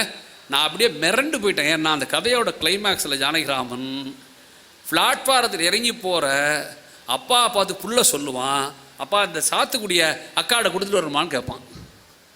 டே என்னடா குடுறா அப்படிப்பார். அவர் கொடுத்த உடனே அது வரைக்கும் சேஷாலை நடத்தி கூட்டிகிட்டு போன அந்த அப்பன் புள்ளி அப்படியே வாரி அணைச்சி கூட்டிகிட்டு போகிறது கதை முடிஞ்சிருப்பான். எனக்கு வந்து அதிர்ச்சி என்ன தெரியுமா, மருத்துவர்களாக உட்காந்துருக்கிறீங்க, என்ன அதிர்ச்சி தெரியுமா, 1956 ஜானகிராமன் மலர்ச்சி என்கிற இந்த கதையை எழுதும்போது சொன்ன கிளைமேக்ஸை ஜானகிராமன் என்ற பெயர் கூட தெரியாத பேரன் எப்படி சொன்னான்? நான் கேட்குற கேள்வி சரிதானே சார்? ஜானகிராமன் என்கிற மிக உயர்ந்த எழுத்தாளன் சொன்ன ஒரு கதையின் கிளைமேக்ஸை ஜானகிராமன் என்ற பெயர் கூட தெரியாத என் பேரன் அந்த கிளைமேக்ஸ் எப்படி சார் சரியாக சொன்னான்? புரிந்து கொள்ளுங்கள், உலகத்தில் எழுத்தாளனோ குழந்தையோ அவன் எவனாக இருந்தாலும் மனிதம் என்பது எல்லோருக்கும் ஒன்றுதான் என்பதை நீங்கள் மனசில் வச்சுங்க. இந்த நாட்டில் நடந்து கொண்டிருக்கிற அவலமே இந்த மனிதத்தை கொன்று புதைப்பது தான். இந்த புத்தகங்கள் செய்வதே இந்த அவலங்களிலிருந்து மக்களை மீட்பது தான், மறக்காதீங்க. அப்போ எனக்கு என்ன தோணுதுன்னா, இந்த பேரிலக்கியங்கள் என்ன செய்கிறது என்று மீண்டும் மீண்டும் கேட்பதற்கு தோன்றுவது உண்டு. இந்த எளிய மனிதர்களை புரிந்து கொள்வதற்கு பேரிலக்கியம் பயன்படுது. நான் அடிக்கடி சொல்லுவேன், எளிய மனிதர்கள் யார் சார் அவன்? யார் எளிய மனிதர்கள்? யார் அவன்? XYZ. என் பார்வையில் எளிய மனிதன் என்பவன் இந்த பூமியை போன்றவன். நான் சொல்கிறேன், நல்லா கவனம் வச்சுங்க. பூமியை போன்றவன். இந்த பூமி இருக்க, இது தன்னைத்தானே சுற்றி சூரியனும் சுற்றுது. கரெக்ட் தானே? தன்னைத்தானே சுற்றிக்குது, சூரியன் சுற்றுது. உங்கள் யாருக்காவது தெரியுமா சுற்றுதுன்னு? இப்போ என்னைக்காவது உலகம் நினைக்குது, மாப்பிள்ளை ரொம்ப நாளாக சுற்றிக்கிட்டு இருக்கோம், இந்த ஒரு பயலுக்கு நம்மளை பற்றின ஸ்மரணே இல்லை, நம்மளை மதிக்கவே மாட்டேங்கிறாங்க, நம்ம இன்றைக்கி ஒரு ஜர்க் அடிக்கிறதுன்னு முடிவு பண்ணுதுன்னு வச்சுங்க. அப்படி சுற்றுது, டக்குன்னு அடிக்குது. நீ என்ன இப்போ நீ பேசினா பேசிக்கிட்டு நான் போயிட்டு வர ஓடி போயிட மாட்டீங்களா? நான் தான் பேசுவேனா? அப்போ என்ன சார் அர்த்தம்? தான் செய்கிற வேலையை தன்னை தவிர எவனுக்கும் தெரியாமல் செய்தல பூமி, அதுதான் எளிய மனிதனுக்கு சமம் என்பதை புரிஞ்சுங்க. எனக்கு தெரிஞ்சு சொல்கிறேன், நான் விளையாட்டு சொல்ல, நான் சொன்னேன் நீ தப்பாக கூட போயிடும், அதெல்லாம் சொல்லாமல் போயிடுறேன். இந்த நாட்டில் வாழைப்பழம் விற்கிறவர், மைக் செட் ஆப்ரேட் பண்ணுறவர், அந்த கடையில் நுங்கு விற்கிறவர், அந்த பக்கம் நின்று ஏதாவது வேலை செஞ்சுட்டு இருக்காருல, அயன் பண்ணுறவர், வீட்டில் தச்சு வேலை பார்க்குறவர், கொத்தனார் வேலை பார்க்குறாருல, இந்த எளிய மனிதர் ஃபுல்லாக அவன் வேலையை பார்த்துட்டு இருக்கான் தான் வாழ்கிறதுக்காக. ஆனால் அவர்கள் தன் வேலையை நிறுத்திவிட்டால் உங்களுக்கு ஒரு வேலையும் இல்லை என்பதை நீங்கள் தேச மனதில் வச்சுங்க. அப்படிப்பட்டவனை எழுதுவதுதான் இலக்கியத்தின் வேலை என்று சொன்னால், நண்பர்களே, நான் மீண்டும் சொல்லிவிட்டு போகிறேன். ஒரே ஒரு கதை சொல்கிறேன். நான் ஏன் தெரியுமா நீ கதை சொல்கிறேன்னு சொல்கிறேன் உங்களுக்கு? எனக்கு ரொம்ப பிடித்த கதை, ஒரு கதை உண்டு. கட்டுத்தறின்னு பேர். எழுதினவர் பேர் காரல் மார்க்ஸ்ன்னு பேர். இந்த நீங்கள் பொது உடைமை இயக்கத்தின் தலைவரை சொல்லலை, கும்பகோணத்துக்கு அவர் எழுத்தாளர் இருக்கார் காரல் மார்க்ஸ்னு. எனக்கு ரொம்ப பிடித்த கதை அந்த கதை. அந்த கதை என்ன தெரியுமா? ஒரு பையன் ஃபாரினில் வேலை செய்கிறான். ஃபாரினில் வேலை செஞ்சுட்டு வந்தவன் திரும்பி ஊருக்கு போகிறான். அதான் கதை. நீங்கள் இந்த ஃபாரினில் வேலை செஞ்சுட்டு ஊருக்கு திரும்பி வேலைக்கு போகிறவனை கவனிச்சு பார்த்தீங்களா? வீட்டில் நீங்கள் வீட்டில் ஆள் இருப்பாங்களா? அப்படி ஃபாரினில் வேலை செய்வான், இங்கே வந்திருப்பான் அம்மா அப்பா பார்க்க, திரும்பி ஊருக்கு புறப்படுவாங்க. புறப்படுற ஒரு வாரம் ஃபுல்லாக திராசோடையே திரிவாங்க. பார்த்தீங்களா? நீங்கள் ஒன்று நிறுத்துக்கிட்டே இருப்பாங்க. அது இத்தனை கோலாவா, 39, 22 நெட்டை தட்டி அந்த ஃப்ளைட்டில் எவ்வளோ ஏற்றுறான், இந்த பார்த்துக்கிட்டே இருப்பீங்க. அப்படி நிறுத்துக்கிட்ட ஜாமான் ஃபுல்லாக நிறுத்திக்கிட்டு இருப்பாங்க. வீட்டில் வாசலில் ஒரு குரல் கேட்கும். வாசலில் தங்கச்சி அப்படின்னு குரல் கேட்கும். இவன் அம்மா என்ன சிவட்டே யாருன்னு பாடுற வாசலில் குரல் கேட்குது அப்படின்னு போய் பார்த்தா ஒரு வயதான கிழவர் நின்றுட்டு இருப்பார். ஒரு அப்படியே இந்த பையன் அசப்பில் பார்த்தா, ஆஹா இவரா, ஆள் இப்படி மாறி போயிட்டாரு நினச்சிக்கிட்டு, அம்மா நம்ம மாட்டுக்கார தாத்தா வந்திருக்காருமா அப்படிமா. மாட்டுக்கார தாத்தாவா? உட்கார சொல்கிறா அவரை. அந்த அவர் கிழவர் வந்து உட்காருவார். தஞ்சை மாவட்ட கதை. அதனால் கீழே உட்காந்துக்கிட்டு வெத்து உடம்பு நல்ல சிவப்பாக இருக்கிறவன் வெயிலில் காஞ்சி ஒரு பழுப்பாவாங்கல்ல, அந்த பழுப்பு கலரில் உட்காந்துக்கிட்டு மடியில் வெத்தலையை எடுத்துகிட்டு துடைப்பார். இந்த வெத்தலையை துடைக்கிற அழகு இருக்குல்ல, அது பேரழகு. நீங்கள் இந்த சிகரெட் குடிக்கிறவன் தட்டுறது, வெத்தலை பாக்கு போடுறவன் துடைக்கிறதெல்லாம் பார்க்க ரொம்ப அழகாக இருக்கும். அப்படியே அடைச்சது நரம்பெல்லாம் எடுத்துக்கிட்டு சுண்ணாம்பு தடவி வெத்தலை போட்டுருப்பார். இப்போ போய் தாத்தா வாங்க தாத்தா அப்படிம்பான். அவரே நீனாடா தம்பி எப்படா வந்த நீ அப்படிம்பாரு. சொல்லுவான், டேய் என்னடா ஊர் புறப்பட்டியாடா அப்படிம்பாரு. நாளைக்கு போகிறந்தா நாளைக்கு ஃப்ளைட்டு அப்படிமா அப்படி சொல்லிக்கிட்டு இருப்பாங்க. அப்பா எங்கடா தம்பி, காலையில் நல்லா கேட்டுங்க, அப்பா எங்கடா தம்பிம்பார். தாத்தா அப்பா அந்த பின்னாடி மாமரத்து படுத்துருக்காரு தாத்தா அப்படிமா. சரி உங்கள் அப்பா நான் பார்த்துட்டு வரேன் அப்படின்ட்டு அப்படி போகிற ஒரு வீட்டுக்கு பக்கத்தில் ஒரு சார்ப்பு போட்டிருப்பாங்க. அந்த சார்ப்பில் தான் மாடுகளெல்லாம் கட்டின இடம், ஒரு ஆழம். அந்த கட்டின கட்டு தெரியாது. இப்போ ஒரு மாடு இருக்காது அதில். அந்த மாடே இல்லாத தொழுவத்தை பார்த்து இந்த கிழவனுக்கு அப்படியே மனசு ஆடி போய் என்ன செய்வான், ஒரு கம்பை பிடிச்சிக்கிட்டு உடம்பு ஒரு குலுங்க அவனுக்கு குலுங்கும் அப்படி உடம்பு. அந்த வெறுமை, அந்த துக்கம் குலுங்கும். இது அந்த பையன் ஜன்னல் வழியாக பார்த்துருவான். சா தாத்தா அழுகுறான்டா அப்படின்னு நினச்சிக்கிட்டு இப்போ போவான். தாப்பா அம்மா தாத்தாவை சாப்பிட சொல்லுமா அப்படிம்பான். சொல்கிறா நீ சொல்கிறா, தாத்தா சாப்பிட்டு போங்க தாத்தா மத்தியானம் போயிடாதீங்க அப்படிம்பான். சர்றா தம்பி அப்படின்னு பாருல. இவன் போய் படுத்தவன் தூங்கிடுவான். தூங்கி முடிச்சு பார்த்தா தாத்தா இருக்க மாட்டார். அம்மா எங்கேம்மா தாத்தா? இல்லைடா சாப்பிட்டாரா, ஊருக்கு போயிட்டாரா அப்படின்னு அம்மா சொல்லும். அப்பாட்ட போய், அப்பா நான் நாளைக்கு ஊருக்கு போகிறேன்ப்பா. ஆமாம் நான் தாத்தாவை பார்த்துட்டு வரேன்ப்பா அப்படிமா. எந்த தாத்தாடா? அதான் தாத்தா அது மாட்டுக்கார தாத்தா. கதையை ஒன்றையும் கவனிக்கணும். சரி போய் பார்த்துட்டு வா. ஏப்பா அவர் என்னப்பா சொல்லி கேட்குறதுமா? இல்லை அதுவே திருண்டு ஒரு 4 பேர் இருப்பாங்க, அதில் போய் நீ மாட்டுக்கார தாத்தா காட்டுறா, எல்லாம் வீட்டை காட்டுவாங்க அப்படின்னு போவான். போனால் ஒரு ஓலை வீடு, ஓட்டையாக இருக்கும் கூரை, மூங்கில் பத்தல், உள்ளார எட்டி பார்த்தா ஒரு கைத்து கட்டில், ஒரு மண்பானை, வீட்டை பார்த்தாலே தெரிஞ்சிடும் பொம்பளை இல்லாத வீடுன்னு. நீங்கள் பெண் இல்லாத வீடு எப்படி இருக்கும்? பாலகுமாரன் கவிதை தெரியுமா? நீர்க்கோலம் காணா நிலப்படியும், நெளிந்தாடு சேலை இல்லா துணிக்கொடியும், மலர விட்டு தரைவதற்கும் பூச்செடியும், உன்னை போலே வளர்கிறது அவள் இல்லாமல் என்று பாலகுமாரன் கவிதையில் சொல்லியிருப்பான். பொம்பளை இல்லாத வீடு எப்படி இருக்கும்ட்டு இவர் பார்த்துட்டு தாத்தா பாவம்டா நினச்சிக்கிட்டு இருக்கும்போது ஒரு தாத்தா வருவார். இவர் வந்த உடனே, தாத்தாம்மா ஏன்டா நீ எங்கடா இங்கே வந்த, நாளைக்கு ஊருக்கு போகிறேன்னே அப்படிப்பார் இவர். இல்லை தாத்தா, உங்களுக்கு கொஞ்சம் பணம் கொடுத்துட்டு போகலான்னு வந்தேன் தாத்தா. அம்மா, எனக்கு எதுக்குறா தம்பி பணம்லாம் அப்படிம்பார். இல்லை தாத்தா, வச்சுங்க தாத்தா, நீங்கள் இந்த பணத்தை வச்சு ஒரு 4 மாடு வாங்கி வளங்க தாத்தா அப்படிமா. தம்பி எனக்கு வேணாண்டா தம்பி அப்படி இவர். தாத்தா சொல்கிறேன்ல, நான் தானே தர்றேன் வாங்க அப்படிமா. டேய் வேணாண்டா, இந்த வேண்டாம்ல 2 வேண்டாம் இருக்குது திரும்பி உங்களுக்கு. வேணும்னு நினச்சிக்கிட்டே சொல்கிற வேண்டாம் ஒன்று இருக்குது, வேண்டாம்னு சொல்கிற வேண்டாம் ஒன்று இருக்குல்ல. இது உண்மையாக வேண்டான்னு சொல்கிற வேண்டாம் சொன்ன உடனே இவர் என்ன செய்வார், தாத்தா நான் சொல்கிறேன் நீ கேட்கணும், இந்த பணத்தை எடுத்துக்கங்க, வாங்க மாடு வாங்கி வளங்க. அவர் முழிச்சவன, தாத்தா நீ இடம் இல்லைன்னு நினைக்காதீங்க, நம்ம வீட்டு துளவு சும்மா தானே கிடக்க கிட்ட தெரியும், அதில் வளங்க தாத்தா அப்படிமா. தம்பி வேணாண்டா தம்பி, கிளைமேக்ஸ் தான், வேணாண்டா தம்பி பாரு. தாத்தா நான் சொல்கிறேன், இந்த பணத்தை வாங்குங்க, 4 மாடை வளங்க அப்படிமா. இவர் சொல்லுவார், தம்பி எனக்கு வைத்தியம் தாண்டா தெரியும், வளர்க்க தெரியாதராம் பாரு. ஒரு மாட்டு வைத்தியர் அவர், எனக்கு வைத்தியம் தாண்டா தெரியும், வளர்க்க தெரியாதுன்னு பார். நான் மிரண்டு போயிட்டேன் அந்த கதையை படிச்சுட்டு. நல்லா கவனிங்க, இந்த நாட்டில் பெத்தவங்களுக்கு வளர்க்க தெரியுது, வைத்தியம் தெரியல. பள்ளிக்கூடங்களுக்கு வைத்தியம் தெரியுது, வளர்க்க தெரியல. பிரச்சனை புரியுதா உங்களுக்கு என்னட்டு? இந்த நாட்டின் பல கட்சிகளுக்கு வைத்தியம் தெரியுது, வளர்க்க தெரியல. இங்கே வளர்க்க தெரிந்த கட்சிகளுக்கு வைத்தியம் தெரியல என்கிற பிரச்சனைகள் புரிந்தால் தமிழ்நாட்டு அரசியல் உங்களுக்கு புரியும் என்பதை நான் சொல்லலாம்னு நினைக்கிறேன். அப்போது பேரிலக்கியங்கள் என்னென்னவோ பேசுதா, சிந்த கதைன்னு சொல்கிறீங்க, நீங்கள் துணுண்டு கதைங்கிறீங்க, சிறுகதைங்கிறீங்க. நண்பர்களே, நான் நிஜமாகவே சொல்லிவிட்டு போகிறேன். எனக்கு தெரிந்த பார்வையில் சொன்னால், ஆன்மீகம் பேசிகிட்டு இருக்கோம்ல, நான் ஒரு கவிதை படித்தேன். தம்பி ஸ்டாலின் சரவணன்கிற ஒரு நல்ல பையன் எழுதின கவிதை, சின்ன கவிதை, எளிய கவிதை. கடவுளை தரிசிக்க, கடவுளை கும்பிட வரிசையில் நின்றேன். 3வது வரிசையில் இருந்த பெரியவர் நீண்ட நேரம் நின்று தண்ணீர் தாகத்தில் மயங்கி விழ, அர்ச்சனை செய்ய வைத்திருந்த தேங்காய் உடைத்து தண்ணீர் எடுத்து வாயில் ஊற்றினேன். கருவறை இருந்த கடவுள் தன் வாயை துடைத்து கொண்டார் என்று கவிதையை ஸ்டாலின் சரவணன் முடிச்சிட்டான். எனக்கு இப்போ என்னன்னா, இதில் இன்னொரு கவிதை நுட்பம் இருக்குது. என்ன நுட்பம்னா, அதான் உண்டு, அதை நான் சொல்ல தவறிட்டேன். ஊற்ற கருவறையில் இருந்த கடவுள் யாரும் அறியாமல் தன் வாயை துடைத்து கொண்டார் என்று முடிச்சான் கவிதையை. எனக்கு ஒன்றுமே புரியல. கடவுள் சாதாரண துடைக்கலாமே, ஏன் இவர் யாரும் அறியாமல் துடைச்சாரு? அவருக்கு தெரியுது, ஊத்தனம் வேறு சாதியாக இருப்பான், வாங்கிக்கிட்டேன் வேறு சாதியாக இருப்பான், அவன் வேறு மதம் வேறு மதமாக இருக்கும். தெரிஞ்சுதுன்னா நமக்கு சிக்கிறதுன்னு கடவுள் ரகசியமாக துடைச்சிக்கிறாரு. இப்போ உங்களுக்கு பிரச்சனை புரியுதா உங்களுக்கு? இது ஆன்மீகம் இல்லையா? இது ஆன்மீகம் இல்லையா? யாரோ ஒரு மயங்கி விழ, அவனுக்கு அர்ச்சனை செய்வதற்கு தேங்காயின் தண்ணீரை ஊற்ற கடவுள் தன்னை சுதாரித்து கொண்டு வாயை துடைத்தார் என்பது ஆன்மீகம் இல்லையா? இந்த ஆன்மீகத்தை நீங்கள் ஸ்டாலின் சார் வந்து எழுதினார் நினைக்கிறீங்களா? இந்த ஆன்மீகத்தை தாண்டா இந்த நாட்டினுடைய திருமூலர் எழுதினார். நடமாடும் கோயிலுக்கு நீ ஒன்று செய்தால் அது படமாடும் கோயிலை போய் சேரும் கடவுள், படமாடும் கோயிலுக்கு ஒன்று செய்தால் அது நடமாடும் கோயிலுக்கு வராதுன்னார்.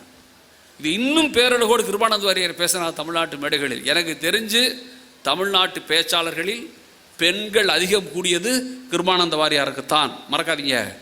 வாரியார் சாமிகள் சொன்னார், கடவுளை பற்றிய கேள்விக்கு, எப்பா தெரிஞ்சுங்கடான்னார். என்னன்னு கேட்டாங்க, ஹெட்போஸ்ட் ஆஃபீஸில் போடுற தபால் சப்போஸ் ஆஃபீஸுக்கு வராது, ஆனால் சப்போஸ் ஆஃபீஸில் போடுற தபால் ஹெட்போஸ்ட் ஆஃபீஸுக்கு போகும்னு சொல்லி முடிச்சார் ஒரு கதை.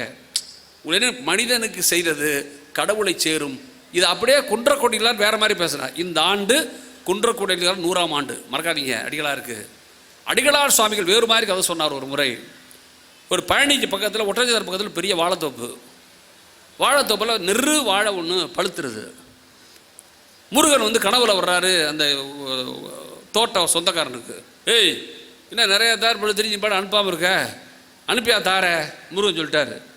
காலையில் பொழுது முடிஞ்ச உடனே அந்த கருப்பனை கூப்பிட்டே, கருப்பா இந்த தாரை எடுத்துகிட்டு போய் பழனி கோயிலில் பஞ்சாமிரத்துக்கு சாமி கொடுத்து வந்துடுறா அப்படிங்கிறார். கருப்பன் வழக்கமாக தூக்கிக்கிட்டு போகிறான் பழனி கோயிலுக்கு.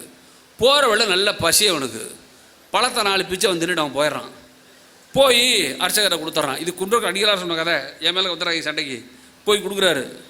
கொடுத்து பார்த்தா அர்ச்சகர் கண்டுபிடிச்சிடுறாரு, 10 பழம் மிஸ்ஸிங். சாப்பிட்டது இவன் தான் அப்படின்னு தெரிஞ்சுக்கிட்டு அவனை கேட்காம ஃபோனை போட்டு, யோ வாழ் இருக்கான் பார், சரியான ஆளி அவன் கருப்பேன், வரும்போதே 10 பழத்தை தின்ட்டாயா, பார்த்துக்க அப்படின்ட்டாரு. நாளைக்கு வரட்டு நாய் உரிச்சிட்றேன் அவனை அப்படி நினச்சிக்கிட்டு முதலாளி தூங்க போகிறாரு. இன்னைக்கு கடவுள் வந்துட்டார், முருகன் கனவுல. ஓய் முருகா அப்படின்னார். ஏண்டா தாராடா கொடுத்து அனுப்பிச்சேன்? ஆமாம் முருகா, முழு தார் கொடுத்து அனுப்பிச்சேன், 10 பழம் தாண்டா என்கிட்ட வந்துச்சு, மிச்சம்லாம் எங்கடா போச்சு என்று கேட்கிறார் கடவுள் முருகன். உங்களுக்கு புரிஞ்சிருச்சா கதை? இப்போ அந்த ஏழை கருப்பன் சாப்பிட்ட 10 பழம் தான் முருகனை சேர்ந்த பழம் என்று அடிகளார் பேசியது ஆன்மீகம் இல்லையா? நான் தெரியாமல் கேட்குறேன். நம் தமிழ்நாடு ஆன்மீகத்தால் நிறைந்த நாடு, ஆனால் பாசிட்டிவான ஆன்மீகம், பாவம் புண்ணியம் பற்றி பேசுகிற ஆன்மீகம் இல்லது. நான் தெரியாமல் கேட்குறேன், பண்றது பாவம் செய்தவன் பாவம் அணிவிப்பான்னு நான் பேச ஆரம்பிச்சிட்டிங்கன்னா நான் கேட்குறது பதில் சொல்லணும். பாவம் செஞ்சவன் பாவத்தை அனுபவிப்பான், அவனுக்கு உடல்நலம் இல்லாமல் போயிடுவான், அவன் கருப்பாக பிறப்பான், அழகு இல்லாத பொண்ணாக பிறப்பா, வியாதியஸ்தனாக பிறப்பான். நீ சொல்கிறதெல்லாம் உண்மை என்றால் அப்புறம் எதுக்குடா பாவத்தை மறைப்பதற்கு, பாவத்தை மறுப்பதற்கு நீ கோயிலுக்கு போய் எதுக்கு பரிகாரம் பண்ற? பரிகாரம் செய்வது சரி என்று ஒப்புக்கொண்டால் பாவம் தீரும் என்று பொருள். பாவம் தீராது என்றால் பரிகாரம் தவறு என்று பொருள். மறந்துடாதீங்க யாரும், பரிகாரம் தவறு என்று பொருள். நம் நாடு பாவங்களை மன்னிக்கிற நாடு, மறக்காத, பாவங்களை மன்னிக்கிற நாடு. அதுவும் ஆசிரியர்களை அவமானப்படுத்துவதை தமிழ்நாடு சகித்து கொண்டு இருக்கக்கூடாது. என் பார்வை சொல்கிறேன். ஆசிரியர் மட்டும் இல்லைன்னு சொல்ல நான் உண்டா, நீ உண்டா? நான் நிறைவாக கேட்டு போகிறேன் உங்களை. உலகம் முழுதும் ஆசிரியரை கொண்டாடுறா, நீ ஏதோ தமிழ்நாட்டில் தான் பேசணும்னு நினச்சிட்டு இருக்காது. ஆசிரியர் தினம் உங்களுக்கு படிச்சிக்கலாம் நீங்கள். இப்போ ஜப்பானில் ஆசிரியர் தினம் கிடையாது, தெரியுமா உங்களுக்கு? ஜப்பானில் டீச்சர்ஸ் டே கிடையாது. ஒரு நம்மால் போய் கேட்டான், நாங்கள் தானே செப்டம்பர் 5 ஆசிரியரை வச்சு டம்னு கொண்டாடிட்டு இருக்கோம், நீங்கள் ஏன் கொண்டாடுறதில்லன்னா? ஜப்பான் பண்ண கையை பிடிச்சா, இங்கே வா என்னோட கூப்பிட்டு போனான். ட்ரெயினில் கூட்டம் நெறிஞ்சு வழியுது. இவன் போனா இருப்பாருங்க, அவனை பார்த்துட்டு 2 பேர் ஏந்திரிச்சு சார் உட்காருங்க அப்படிங்கிறான். இப்போ நம்ம நாள் என்னடா விஷயம்னு பார்த்தா டீச்சரில் டீச்சர்னு போட்டிருக்கான். டீச்சருங்கிற பார்த்த உடனே 10 பேர் ஏந்திரிச்சு உட்காருங்கன்றான் ஜப்பானில். ஒரு ஷாப்பிங் மாலில் டீச்சர் ஷாப்னு போடுறான். ஆசிரியர் மட்டும் போய் பொருள் வாங்குற கடை, அங்கே விலை குறைச்சலாக கொடுக்குறான் ஆசிரியருக்கு. நீங்கள் ஜப்பான் முழுதும் ஆசிரியரை கொண்டாடுறாங்க. அந்த பொண்ணு சொன்னால், இப்படி வாழ்க்கையில் ஒவ்வொரு இடத்துலையும் ஆசிரியரை கொண்டாடுவதா, நாங்கள் தனியாக டீச்சர்ஸ் டே செலிப்ரேட் பண்ணுறதில்ல என்று பதிலை ஜப்பானில் சொல்கிறான். நான் ஒரு ஜப்பான் படம் பார்த்தேன், அற்புதமான படம், ரெட் சல்யூட் மை டீச்சர் என்ற படத்தோட பேர். ஒரு கிளாஸ் ரூமில் ஒரு புள்ள ரொம்ப குறும்புத்தனம் பண்ணுறான், வாழ்த்தனம் பண்ணுறான். ஒரு பையன் டீச்சரால் பாடமே நடத்த முடியல. டே கொன்றுவேன் போடா அப்படிங்கிறாங்க. கொல்லு பார்ப்போம் அப்படிங்கிறான் அவன். கடைசியில் எழுந்திரிச்சு அம்மா, ஏய் படா கிளாஸில் உள்ள போடா அப்படிங்குது. போடான்னு சொல்லிட்டு கிடுகுடுன்னு இப்போ ஜம்முன்னு போய் நின்று வேடிக்கை பார்க்குறான். டே என் கண்ணை முழிக்காத போடுறான். நேராக ஹெட்மிஸ் அந்தமாக போச்சு, நேரம் இல்லை சொல்ல. சார் ஒன்று அவன் இருக்கணும், இல்லைன்னா நான் இருக்கணும், ஸ்கூலில் க்ளோஸ் பண்ணி அவன் கிளாஸை விட்டு அனுப்புங்க சார். இப்போ ரொம்ப அசால்ட்டாக ஹெட்மாஸ்டர், யாருமா அவன் அப்படிங்கிறாரு. அவன் பேரை சொல்கிறாரு. சொன்னவன், ஐயோ அவனா, தாயே ஒன்று கும்பிட்றேன், அவன் தான் இந்த ஆர்மி ஜெனரலோட பையன் பேரன், அவனை ஏதாவது பண்ண உன்னை கொன்றுவாங்க, பேசாம போ அப்படிங்கிறாரு. சார் கொன்னாலும் சரி சார், அந்த பையன் இருந்தால் என்னால் கிளாஸ் எடுக்க முடியாது சார் இந்த மாதிரி சொல்லிடுறான். இந்த பஞ்சாயத்து ஓடிட்டு இருக்கும்போது ஸ்கூல் ஆனுவல் டே வருது. நல்லா கவனிங்க. ஆனுவல் டேக்கு சீஃப் கெஸ்ட் வந்து அது ஆர்மி ஜெனரல். அப்படியே உங்களை மாதிரி ஜம்முன்னு உட்காந்துருக்காங்க. உண்மையாக புத்தகத்திலலாம் பார்க்கவே நல்லா இருக்குது. இவ்வளோ அமைதியாக இவ்வளோ பேர் நிறைந்திருக்கிற புத்தக திருவிழாவை நீண்ட நாளுக்கு பிறகு நான் பார்க்குறேன். ரொம்ப சந்தோஷம். போயிட்டு போகுது. அவர் ஜெனரல் வர்றாரு. வந்தால் ஜீப்பில் ஆள் அப்படி ஆங்கு தொங்க வந்து இறங்குறாரு. இறங்குனா அவர் யாரை பற்றியும் கவலையே போடல. நேராக அவராக மேடைக்கு, இப்போ நான் வந்தேன் அங்கே தான் உட்காந்துருந்தேன், இந்த அம்மா கூப்பிட்டோன்னா தான் நான் மேடைக்கு வர்றேன், அதான நாகரிகம். அவராக மேடைக்கு வந்துடுறாரு. வந்து நின்று என்டையர் ஸ்கூலும் எப்படி பார்க்குறாரு. அப்படி கண்ணு ஓடுது. எல்லாரும் பயந்து நடுங்குறாங்க, என்னமோ நடக்க போகுதுன்ட்டு. வேர் இஸ் ஷீ அப்படிங்கிறார். வேர் இஸ் ஷீ அப்படின்னு உடனே என்டையர் ஸ்கூலும் ஓரமாக அடிக்கிற அந்த பொண்ணை நோக்கி பார்க்குறாங்க. யாரை கேட்குறான்னு தெரிஞ்சிருச்சாப்போ இவருக்கு புரிஞ்சிருச்சு, அவள் தான் கம்பியார் அப்படின்னாரு. இந்த பொண்ணு அதுவரை தைரியமாக இருந்தவ கோழி குஞ்சு மாதிரி வர்றா மேடைக்கு. வந்து பக்கத்தில் நின்று கையை கட்டி நிற்கிறா. இவர் எப்படியே பார்க்குறாரு. ஏற்ற இறங்க பார்த்துட்டு நீதானா அப்படிங்கிறார். அப்படியே அந்த மாதிரி நிற்கிறா. எல்லாரும் ஓங்கி அறைய போகிறாரு. செவில் பிய்ய போகுதுன்னு நினைக்கும் போது டக்குன்னு காலை ஒன்றா அடித்து சல்யூட் பண்ணி டாக்குன்னு ஒரு சல்யூட் அடிக்கிறார் அந்த டீச்சருக்கு.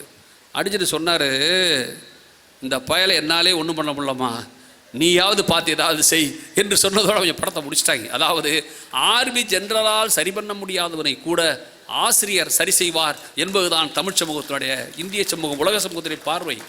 அப்படிப்பட்ட ஆசிரியரை அவமானப்படுத்துவதை தமிழ்நாடு பார்க்கக்கூடாது. நான் எதை பற்றியும் நினசில் சொல்லாமல் சொல்கிறேன். நண்பர்களே, ஒரு புத்தக திருவிழா என்பதன் பார்வையில் சொல்கிறேன். நிஜமாகவே என் பார்வையில் எனக்கு தெரிந்த அளவில் புத்தகம் என்பது தான் உலகத்தின் முதல் புரட்சி. நான் நிறைவு செய்கிறேன். நீங்கள் கொஞ்சம் நிதானமாக யோசிச்சு பாரு. நான் சொல்கிறத இதோ என் கையில் ஒரு புத்தகம் இருக்குது, ஜானகிராமனோட அபூர்வ மனிதர்கள் புத்தகம் வச்சுருக்கேன். எந்த புத்தகமான கையில் இருக்கட்டும், 2 தான் அதுக்குள்ளே சேர்ந்துருக்கு. என்ன இருக்குது? ஒன்று பேப்பர், இன்னொன்று அச்சு. அவ்வளோதானே? அது சைனாவாக இருக்கலாம், ஜப்பானாக இருக்கலாம், ஜெர்மனாக இருக்கலாம், எதாக இருந்தாலும் பேப்பரும் எழுத்து தான் புஸ்தகம். இது 2 ஒன்றா பிறந்துச்சா? இந்த பேப்பரை கண்டுபிடிச்சவன் சாய்லூன் என்கிற சைனாக்காரன். நம்ம இல்லை, நம்ம சத்தியமாக இல்லை. சாய்லூன்கிற சைனாக்காரன். அச்சுங்கிறத கண்டுபிடிச்சவன் கூடன்பர்க் என்கிற ஒரு ஜெர்மன். இவன் 105 கிபி 105 பேப்பர் கண்டுபிடிச்ச சாய்லூன். இவன் கிட்டத்தட்ட 1400, ஒரு 1200 வித்தியாசம் ரெண்டுக்கும், பேப்பருக்கும் அச்சுக்கும். ஆனால் உலகத்தில் அச்சும் பேப்பரும் சேர்ந்தது என்பது உலக வரலாற்றின் அதிசயம். நேரம் இல்லை சொல்ல. இது மாதிரி ஒரு பேப்பரில் எழுதி வந்திருக்கிற அந்த பேப்பரில் எழுதின எழுத்துக்களை அச்சு வருவதற்கு அச்சிட வேண்டும் என்றால் இவ்வளோ பெரிய உடன் பிளாக்ஸ் வேண்டும். அந்த கடை சைஸுக்கு இருக்கணும் உடன் பிளாக்ஸ். கூடன்பர்க் கண்டுபிடிக்க அச்சு இருக்குல்ல, உலக அதிசயங்களில் ஒன்று. சிறந்த கண்டுபிடிப்புகளை தரவரிசை பட்டியலிடும்போது சாய்லூனையும் அது கீழே கூடன்பர்க்கையும் பட்டியலிடுவது தான் ஜான் ரீட் போன்ற பெரிய பேராசிரியர் இருக்கிற அதிசயம். பெரிய பேரதிசயம் இருக்குது. சைனாக்கார் ரொம்ப நாள் பேப்பரை சீக்கிரட்டாக வச்சுருக்கிறான். அரேபியர்கள் தான் அப்படி கண்டுபிடிச்சவனை கடத்திக்கிட்டு போய் கண்டுபிடிச்சி கற்றுக்குறாங்க. அப்புறம் தான் யூரோப்பா, அமெரிக்கா போய் சுற்றி அடித்து நம்மள்ட்ட வருதுன்னு வச்சுக்கோங்க பேப்பர். இந்த பேப்பரும் இந்த அச்சும் இணைந்து ஒரு தாளாக மாறி உலகத்தின் கருத்து பரவல் புரட்சியாக வெடிக்கிறது. ஆனால் தமிழர்கள் ஒரு விஷயத்தை அளமிருந்து இருக்கலாம். ஏறக்குறைய அச்சும் பேப்பரும் சேர்ந்ததை போன்ற ஒரு பொருளை தன் எழுத்துக்கு தமிழர்கள் வைத்திருந்தது பனை ஓலை என்பதை நீங்கள் மறந்துவிடக்கூடாது. நமக்கு பெருமை அது. அதனால தான் யோசிச்சுங்கன்னா, மற்ற மரங்களை விட பலைமரம் தலை என்பதற்கு காரணம் உங்களுக்கு இலக்கியங்களை தந்தது நான் தான் என்கிற பெருமிதம் பனைமரத்தை இருக்கிறது என்றால், ஒரு மதுரை போன்ற பாரம்பரியமிக்க ஊரில் இவ்வளவு சிறந்த புத்தகங்கள் அடுக்கி வைத்து உங்களை வாசியுங்கள் என்று சொல்லி அறிமுகப்படுத்துகிற ஒரு அற்புதமான பணியை தமிழக அரசு செய்கிறது. நான் மீண்டும் சொல்லிவிட்டு போகிறேன். வாழ்க்கையில் 5000 கோடிக்கு கல்யாணம் பண்ணுறது பெருசு இல்லை. 5000 கோடிக்கு கல்யாணம் பண்ணுறது பெருசு இல்லை. சொல்கிறது புரியுதில்லை உங்களுக்கு? ஆமாம், 5000 கோடிக்கு கல்யாணம் பண்ணுறது பெருசு இல்லை. ஆனால் தன்னுகிட்ட இருந்த 5000 கோடியை கல்யாணத்தை செலவழித்தவனை விட தான் சம்பாதித்த 228 கோடியை ஐஐடி மெட்ராஸ் கொடுத்தான் பாருங்க, அவன் தான் சிறந்தவன் என்பதை நீங்கள் மனசில் வச்சுக்கணும். நான் அடிக்கடி சொல்கிறது உண்டு, பணத்தில் 2 பணம் இருக்குது. 5000 கோடி ஒன்று, 202 கோடி ஒன்று, 2 பணம் இருக்குது. உங்களுக்கு வாய்ப்பு இருந்தால் சொல்லி நிறைவு செய்யலாம். என்எஸ் கிருஷ்ணன் தான் தமிழ்நாட்டில் ஒரு காமெடியன். தமிழ்நாட்டோட பெரிய விஷயமே என்னென்னா, வில்லன் காமெடியெல்லாம் நல்லவனாக இருப்பாங்க, ஹீரோ தான் கோளாறாக இருப்பான். தமிழ்நாட்டோட பெரிய அதிசயங்கள் அது ஒன்று. அவர் முறை என்எஸ் கோயம்புத்தூரில் இந்த மாதிரி கூப்பிட்டாங்க. அவனை பேச போனான். இவன் அம்மா உட்காந்துருக்க மாதிரி, இவர் உட்காந்துருக்க மாதிரி. அந்த ஆர்கே சண்முகம் செட்டியார் தான் அன்றைய தலைவர், கூட்ட தலைவர். ஆர்கே சண்முகம் செட்டியார் நம்ம நிர்மலா சீதாராமன் மாதிரி அந்த காலத்து ஃபினான்ஸ் மினிஸ்டர். அவர் என்எஸ்கே முதல்ல பேச கூப்பிட்டாங்க. என்எஸ்கே ஐயா நான் முதல்ல பேசுங்கதாயா அப்படின்னு கேட்டான். அவர் பொருளாதார மேதல்ல, நீ பேசு அப்படின்ட்டார். ஐயா நீங்கள் நான் உங்களுக்கு ஒரு கதை சொல்கிறேன் அப்படின்னா. சொல்லு அப்படின்னார் அவர். கதை எவனுக்கு சார் பிடிக்கும்? எல்லாருக்கும் பிடிக்கும், சொல்லு அப்படின்னார். ஐயா ஒருத்தன் வந்து இறங்கினாயா ஊரில், சரி ராத்திரி நேரம்யா, சரியா அவன் போய் லாட்ஜில் ரூம் தங்குறதுக்கு போனாயா, போனால் ஒரு மேனேஜர் தூங்கி வளைஞ்சிக்கிட்டு இருக்கிறான். அவனை தட்டி எழுப்பி, ஓ ரூம் தங்கணும் எவ்வளோ வாடகைன்னு கேட்டான். அவன் 25 ரூபாயா வாடகை, அந்த காலம் 25, 2 நாள் தங்கணியா அப்படின்னா. உடனே அப்படின்னா அட்வான்ஸ் குடியா அப்படின்னா. அவன் கதையை நல்லா குடிச்சுவாங்க, விறுவிறுன்னு சொல்கிறேன், அட்வான்ஸ் குடியா அப்படின்னா. அப்போ தான் யோசிச்சான், தூங்கி வழிகிறான், விவரம் இல்லாமல் இருக்கிறான். நம்மக்கிட்ட செல்லாத 100 ரூபா ஒன்று இருக்குது, அதை எடுத்து கொடுத்துட்டோம்னா கதை முடிஞ்சிருச்சுட்டு 100 ரூபா எடுத்து கொடுத்தான், வச்சுக்கங்க அட்வான்ஸுன்னு. தூக்க கலகத்தில் டப்புன்னு உள்ளார போட்டு போய் படுத்துக்கான்ட்டான் அவன். பொழுது விடிஞ்சுது. இப்போது பொழுது விடிஞ்சா லாஜுக்கு ஒரு டாக்டர் ஆள் விட்டார். ஏய் உங்கள் அம்மா வைத்தியம் பார்த்து 100 ரூபா பெண்டிக்கிறியா அப்படின்னா. இந்த 100 இருக்குல்ல, செல்லாத 100 எடுத்து அவன்கிட்ட கொடுத்தான் அவன். இப்போ டாக்டரு வாங்கிட்டு போயிட்டார் லாட்ஜிலேருந்து. டாக்டரு மளிகை கடைக்கார ஆளை விட்டான். ஏய், உன் பொண்ணுக்கு தலை சுத்தலாம் மளிகை ஜாமான் 100 ரூபா பாக்கியான்னா இந்த 100 ரூபா அவன்கிட்ட போயிடுச்சு. இப்போ லாட்ஜுக்காரன் அவனுக்கு ஆளை விட்டான். ஓய், வந்து தங்கினதில் 100 ரூபா பெண்டிக்கிறியா, முதல்ல வேண்டாம் சொன்னாரியான்னு. 100 இருக்குல்ல, அது இவன்ட்டு வந்துருச்சு. இப்போ பொழுது விடியுது, வந்தான் ரெக்கேட் பண்ணுறதுக்கு. வந்த வேலை முடிஞ்சிருச்சு, கிளம்புறேன் அப்படின்னா. கிளம்பு அப்படின்னா. பேலன்ஸை கொடுயா, 100 ரூபா கொடுத்துட்டு 25 75 கொடு அப்படின்னா. என்கிட்ட சில்லற இல்லை, நீ 25 கொடு, 100 தரேன் அப்படின்னா. புரியுதா கதை உங்களுக்கு? 25 கொடு 100 தரேன்னா. இவன் சரின்னு நினச்சி 25 கொடுத்தான் சார். இவன் கொடுத்தா பாரு 100 ரூபா, அதே இவன் கைக்கு வந்துருச்சு. இப்போ இந்த கதையை முடித்தான் என்எஸ்கே. பார்த்தா நோட்டவன், சி சனியன், விருதுப்பட்டி சனியன் விளைய விட்டு போகிறாமல்ல, அந்த மாதிரி நோட்டை தரன்னு கிழிச்சான். அவன் கிழிச்சு தூக்கி போட்டான். தூக்கி போட்டு என்எஸ்கே கேட்டாங்க, ஆர்கே சண்முகம் செட்டியார, ஐயா பொருளாதார மேதை அவர்களே, இந்த நோட்டை கிழிச்சது சரியா தப்பா அப்படின்னா. அவர் சொன்னார், சரிதான் அப்படின்னாரு. என்ன நொறி? ஏன் சரி? நான் செல்லாத நோட்டு தானடா அப்படின்னாரு. ஏன் சார், செல்லாத நோட்டுங்கிறது உண்மையானா டாக்டர் கடை 100, லாட்ஜ் கடை 100, மளிகை கடைக்கார கடை 100, 3 100 ரூபா கடனை எப்படி ஒரு செல்லாத நோட்டு சமாளிச்சதுன்னு கேட்டான். கேட்டவன பொருளாதாரம் எதை சொன்னார், அதான்டா வேல்யூ ஆஃப் ருப்பி அப்படின்னார். எழுதி வச்சுக்க, செல்லாத நோட்டே கடன் தீர்க்கும் என்றால் செல்லும் நோட்டு எல்லாவற்றையும் தீர்க்கும். நண்பர்களே, ஆன்மீகத்தில் 2 உண்டு, பணத்தில் 2 உண்டு, வாழ்க்கையும் 2 உண்டு. விடைபெறுகிறேன். நன்றி, வணக்கம்.